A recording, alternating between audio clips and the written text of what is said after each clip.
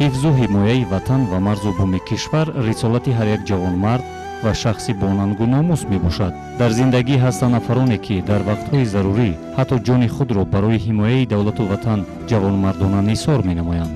яке аз чунин ҷавонмарди қаҳрамон ин ғафурзода некрӯз набӣ мебошад ки ҳангоми сарзадани муноқишаҳо дар сарҳади ҷумҳурии тоҷикистону қирғизистон ҷони худро аз даст дод.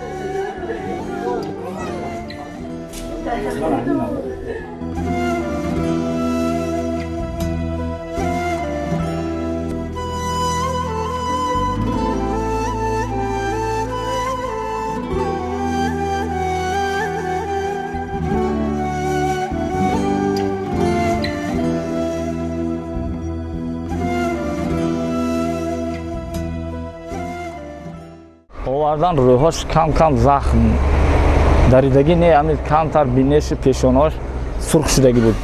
ами взривкати партифтагӣ бафикрам ман осколка камтар ами қафоба мумкин растагӣ ҳамиҷаш камтар дӯхтагӣ буд. шодравон ғафурзода некрӯз 18 марти соли 1993 дар деҳаи даҳбеди ҷамоати деҳоти Қаратоғ шаҳри Турсунзода таваллуд шудааст. дар вақти мактабхонӣ орзу дошт ки оянда ҳарбӣ шуда кору фаъолият намояд.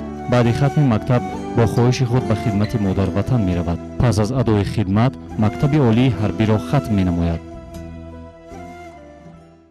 отпуска ба меомад рухсати меҳнатиаш ба хона ба он кас дар бораи ҳамин сиёсати давлат гав мезад ҷанҷол мекард ки ҳамин шукрона кунетон.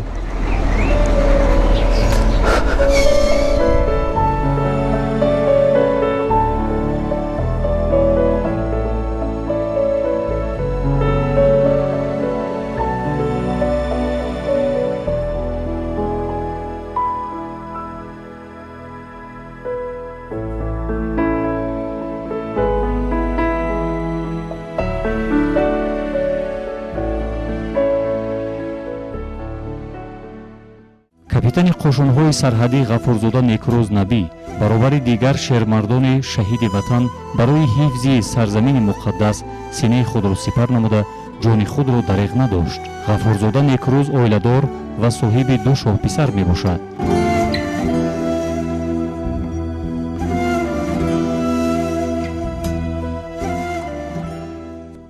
амалиётҳои аввалини ҷангӣ ки дар ҷумҳурии Тоҷикистон дар сарҳад мегузаштанд, ӯ дар он ҷо ҳамеша бо сарбаландӣ вазифаи худашро иҷро мекард, лекин ягон маротиб шикоят накарда буд ки вазнин аст хизмат. ҳамеша кӯшиш мекард сирри ҳарбиро пинҳон нигоҳ дорад. ягон маротиб ба ман нагуфта буд.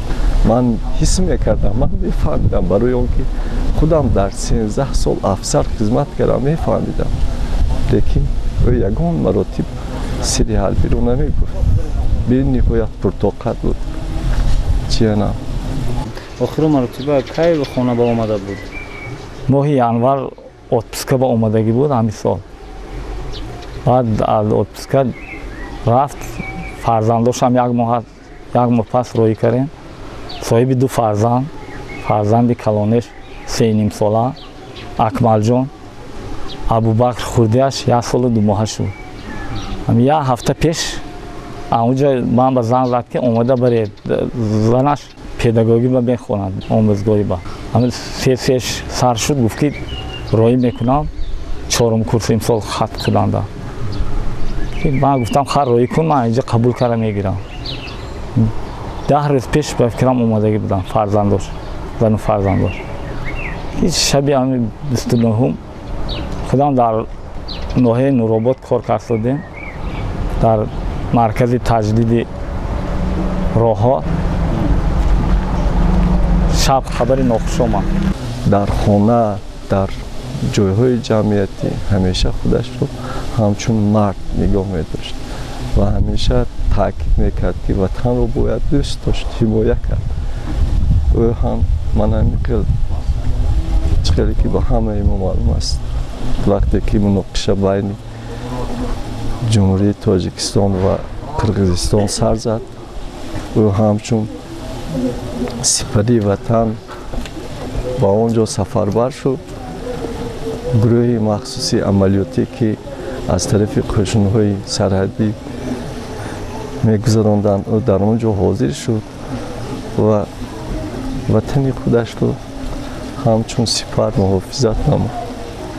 ما می‌فخریم از این گونه جان، از این گونه فرزند تاجیکستان. غفورزاده نیکروز سال 2000 قدم نخستین خود را در آستانه مؤسسه تحصیلات میانه عمومی رقم 37 گذاشته است.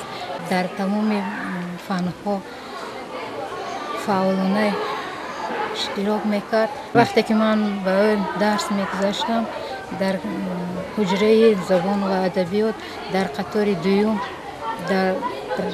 قطار دوم می نشست و سیمای او را هیچ نمیتوانم از خاطر برآوردن. مرگ غفورزاده نیکروز مرگ عادی نیست، بلکه مرگی است پر از قهرمانی. دشمن از ما یک کراره بود، ولی در قلب هزاران جوانمردان وطن عزیزمان احساس وطن دوستی را باز هم بالا برده، شعله محبت وطن را افزون و جسارت حفظ خاک وطن را تقویت بخشید. شادروان نیکروز غفورزاده را در آرامگاه دهه 10 بید جماعت دیهاتی قراتاق شهر ترسونزاده به خاک سپاریدند.